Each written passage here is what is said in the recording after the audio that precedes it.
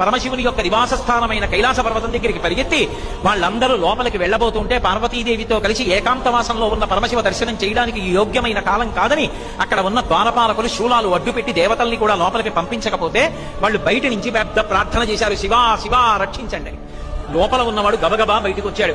ఏమిరా మీకేం ఆపదొచ్చిందని అడిగారా? మీరే బ్రహ్మ, మీరే విష్ణువు, మీరే శివుడు, మీరే సమస్త శబ్దములకు యోని, అటువంటి మహానుభావుడివి, సమస్త శక్తులు నిన్ను ఆశ్రయించి ఉంటాయి. ఈ జగత్ ఉత్పత్తి చేసినా నిలబెట్టినా ప్రళయం సృష్టించినా నీ వల్లనే సాధ్యం. ఆపద కలిగింది, ఆ హాలాహలం తరువుకొచ్చేస్తోంది, భయపడి పరిగెత్తుకొచ్చాం. శంకరా మీరు తెప్ప ఎవరు కాపాడతారు, కాపాడండి. అసలు శివస్వరూపం అంటే ఎలా ఉంటుందో చెప్పారు దేవతలు.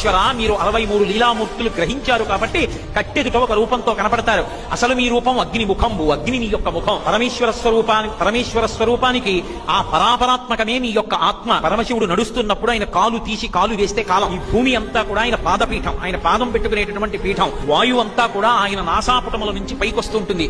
ఆయన విడిచిపెట్టిన ఊపిరే వాయువై తిరుగుతుంది.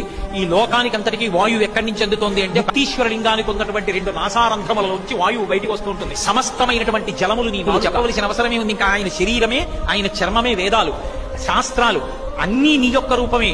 నీ 5 ముఖాలే సమస్తమైనటువంటి ఉపనిషత్తులు.